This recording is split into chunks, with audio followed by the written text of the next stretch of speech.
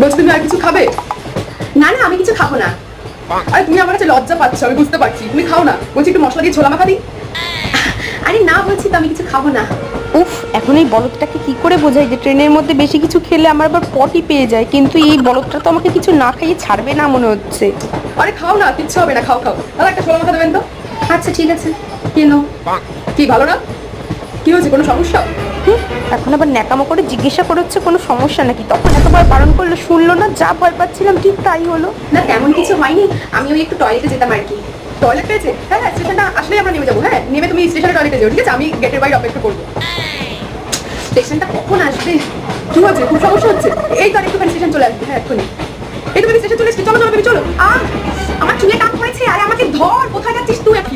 কি হলো, তোমার চুল আটকে গেছে? আরে তুমি কতবার বলেছি চুলটা বেঁধে আসবে,